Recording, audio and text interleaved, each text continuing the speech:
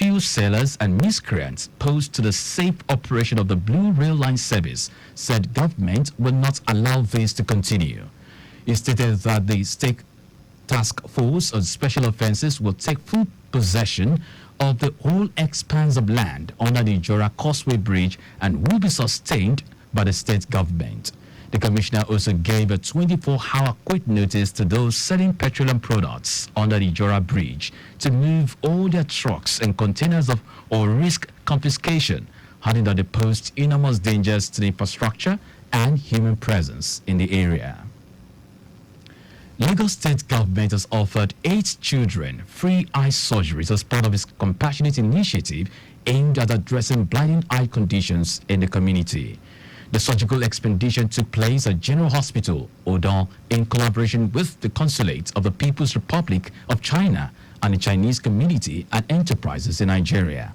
Speaking during his visit to the beneficiaries, Permanent Secretary, Lagos State Ministry of Health, Olusegun Oboye, said the outreach could focus on ensuring a brighter future for children with cataracts, improving access to quality eye service to eye care services, and preventing avoidable blindness. Oboye affirmed the privatization of sustainable healthcare delivery for various health-related conditions in the state. On his part, Consul General, People's Republic of China, Liu Yu, who applauded the state government for its support in the success of the free eye surgical outreach program, stated that the members of the Chinese community in Nigeria sees Nigeria as their home and will do anything within their capacity to assist the needy in accessing basic amenities.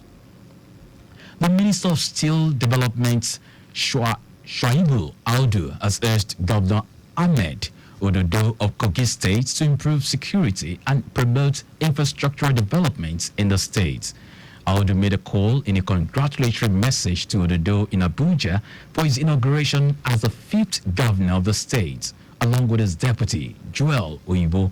He urged Ododo to consolidate the achievements of his predecessor, Yahaya Bello, and focus on building sustainable peace and unity for the progress of the state.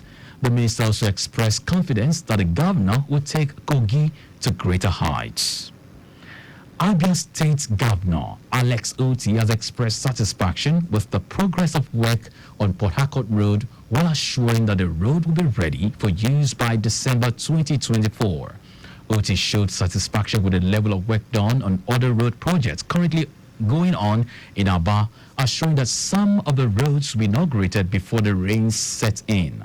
The governor spoke at the weekend while addressing crowds of enthusiastic residents who trooped out to receive him during the road inspection, which covered Port Harcourt Road, Old Court Road, Mudoki Road, and Omuma Road. At Omuma Road, the governor said the road will be dualized and will link the Old Express Road, Cemetery, and Osusu roads, assuring that once the relocation of the electricity line was completed, work on the road would progress. He urged Aba people to cooperate with the contractors to enable them complete the job on record time. Now to the rest of the stories. The General Officer Commanding 2 Division Nigerian Army, Bamidele Alabi, has urged the troops to continue to be hardworking and remain loyal to the President and Constitution of the Federal Republic of Nigeria. Alabi gave this advice in his welcome address during the 2023 West African Social Activities in Ibadan, the Oyo State capital. He charged them to remain resolute and highly committed to achieving the command philosophy with an emphasis on sound administration, effective leadership, and operational effectiveness. Alabi noted that it is also imperative to respect constitutional authority and be proactive in responding to security challenges and dealing with threats to the peace and security of the country in cooperation with other security agencies. The Independent National Electoral Commission, INEC, says it will deploy no fewer than 4,000 personnel for the conduct of Saturday's rerun polls and by-election for the state and federal constituencies in Kaduna State. The resident electoral commissioner of INEC in Kaduna State, Aminu Idris, says the personnel will include 3,000 drawn from members of the National Youth Service Corps and 1,000 INEC members of staff. Idris says that strict supervision has been put in place with the presence of the stakeholders, including personnel from EFCC, ICPC, and other relevant agencies to ensure transparency during the exercise.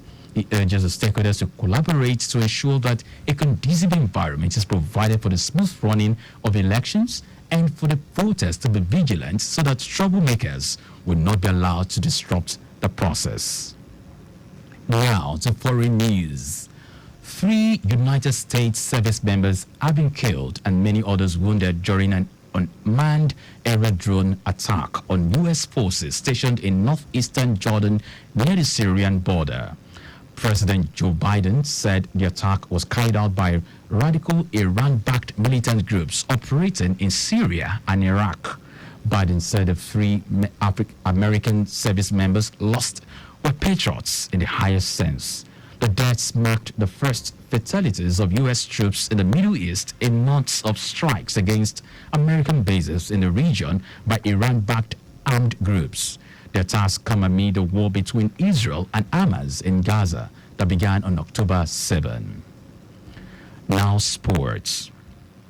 Senate President Godswill Akpabio hailed the Super Eagles of Nigeria for beating the indomitable Lions of Cameroon to qualify for the quarterfinals of the ongoing CAF African Cup of Nations.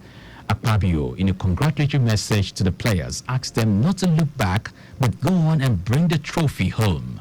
In a statement in Abuja by Special Advisor on Media and Publicity, Eseme Eyibo, Senate President said with the Saturday's triumph over Cameroon, the Super Eagles have proven that they have the wherewithal to beat any team in Africa.